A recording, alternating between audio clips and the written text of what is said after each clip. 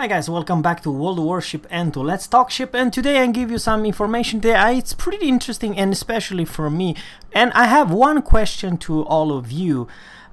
Please let me know if you like the PVE modes, you know, different scenarios that you're queue up with 7 other players. You can also of course play in your division. I remember that I played with my division, we really kicked ass, and after, let's say, we are kind of tired to play clan battles, we're queuing up together, and even the hardest, like defending the goddamn port, you know what I mean, we had no issue to train up the communication, to train up what we are good and what we should improve. So the next super stats new scenario will going on, and there'll be the final frontier. It's like Star Trek. The final frontier, guys, it's the name, and I do believe it's a you can read exactly what's going on here. You have to probably have a good cruiser, because you have to, after all, provide some AA cover for your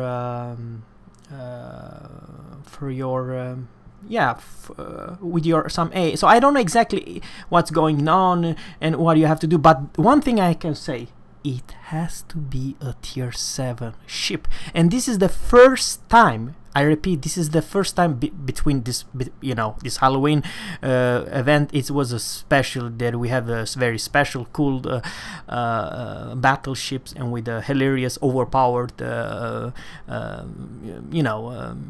stuff going on. But this, guys, it's a real regular PVE mode. That is the first time ever Wargaming decided to create kind of a harder, not quite tier 8, but a slightly harder not to crack this PvE mode, and that's the reason it requires tier 7.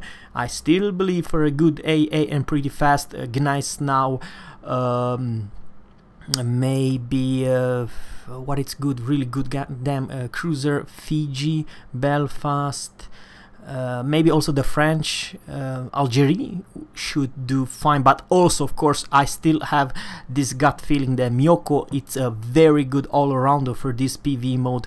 I highly recommend her, and some other cruisers, but of course don't take too slow of a battleship, you might regret that. But this is, I'm very hyped. A matter of fact, I'm so goddamn hyped that I would like to very much play with my subscribers when this will hit the live version, the final frontier, the new PvE mode.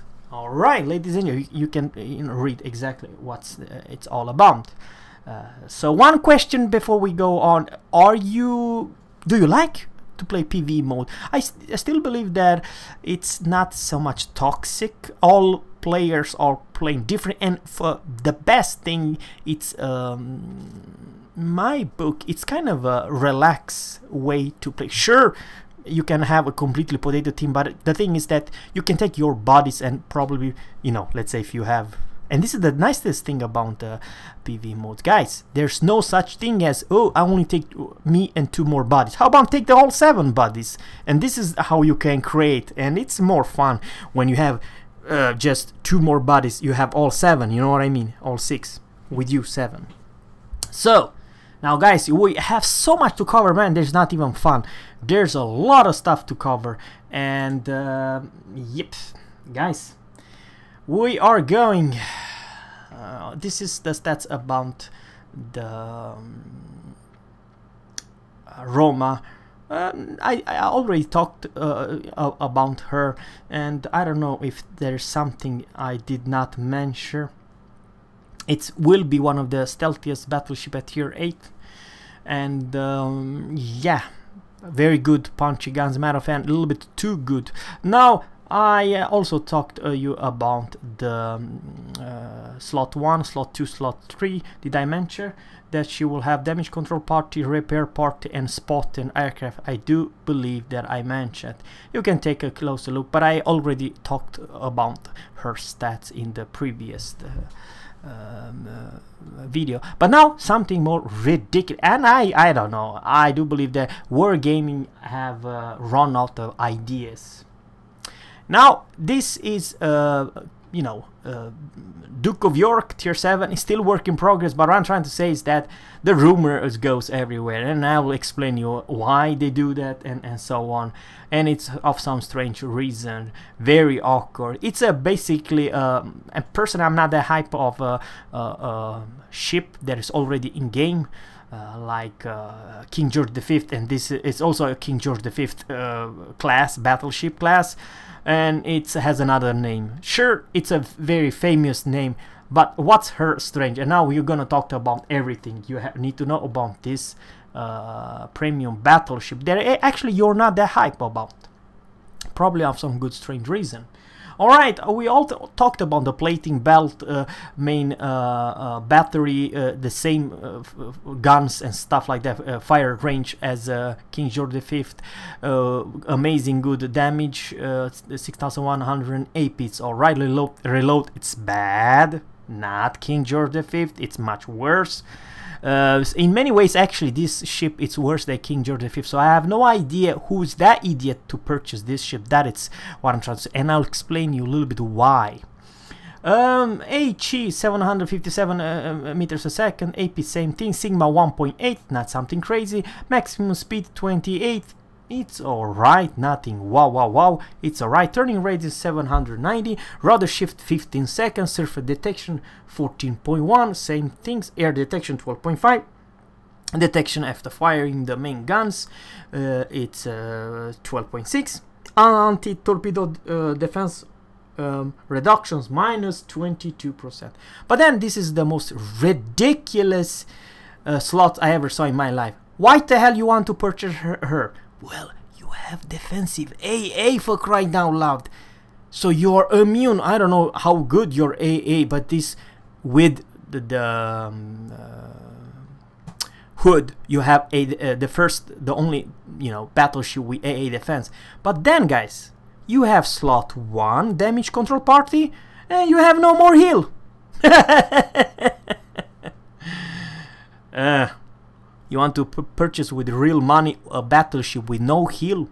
I have one question to you. Who's that stupid to purchase a battleship with no heal? There will be a goddamn cruiser. Sure, you have a consumer of a cruiser with AA and so on. But man, when your AA is gone, a smart aircraft carrier captain can still nail you after your AA defense is on cooldown. You know what I mean? But you don't have damage count. You don't have any heal, and it's not normal heal. It's after all, it's a war spice heal. You know what I mean? So you change all that for a stupid defense AA fire, and it's basically in more or less same shape, same everything with King George V. But King George V at least has no AA defense, but it does have British heal. Please let me know what you think about this crazy idea that Wargaming came up of. I'm honestly with you guys, don't spend money with this pile of crap. I mean, why the hell spend money? And she's even worse than and reload time. Reload time and no heal, those two effects are so much. For me, I can already say the Wargaming, they don't change anything. It's for me not recommended to buy this pile of crap, because what it is, comparing with King George V, it's amazing versus this pile of crap. Because after all, you cannot tank. If you are slow as a battleship and you cannot tank and you cannot heal, and this is not a regular German heal or US heal, it's a goddamn British heal, war spice heal. You heal much more percent than a regular, let's say, US battleship. That's the thing. Well, if you don't have that, which is the strength of the Royal Navy battleship, then you're doing something wrong if you want to purchase her just for the stupid name. Yeah. Alright then guys, we are talking about USS Salem. Salem, I do believe it's the name. We are talking about her a little bit, but did not mention her consumable and stuff like that. The armor orb 25 to 152 millimeters, main armor 3x3, caliber 203 millimeters, fire range 15.8. Dang, that's kind of a bad. It's more or less, I do believe, if I'm not mistaken, Des Moines class cruiser. That's what it is. And AP, it's fantastic, 5000 damage, reload every 5.5 seconds, turret traverse speed, it's 30 bloody second. It's good for a battleship, but for a cruiser, dang it, it's bad. HE dispersion 100, shells dispersion 142 meters at max range, it's alright. HE speed is fantastic, AP it's crap, it's a battleship speed. Sigma 2.05, holy cow guys, you have a Sigma at 2.05, which is absolutely ridiculous good. Maximum speed 33 knots, it's alright. Turning radius, it's 770 meters. Rudder shift, it's absolutely broken good. With if you will put the module, the rudder shift module, you will have as good rudder close to, let's say, destroyer, so damn close. Torp bulk, I don't know what the hell is torp bulk, guys help me here. Torp bulk 7%. Oh, torpedo bulk reduction, yes, that must be, it's 7%, that is really bad. Consumable 1 damage control party, 2 defensive AA, 3 radar, and 4 repair party. So, what do you think about her consumable, guys?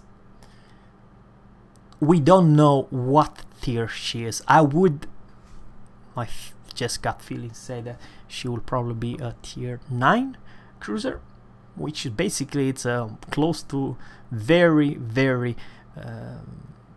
close to a Des Moines, actually, at tier 9. I would not be surprised if this will be a tier 9 cruiser, but in all the stats it's actually for a tier 10 cruiser. That's the thing, you know, HP and armor and stuff like that, and it's the same guns as Des Moines, the same reload. I have no idea, once again, what is her radar range, what her AA versus Des Moines, but I have this gut feeling that her AA should be very darn close to a Des Moines. So that's my personal opinion. Guys, that's all I'd like to say for right now. Subscribe to my channel and leave me a comment below. What do you think about this lovely cruiser and the pile of crap new tier 7 what's it called? Yeah, Duke of York, which, if the stats you know, state, it's absolutely not recommended to purchase. That's the thing. Thanks guys for watching, and always, captains, fair seas and goodbye.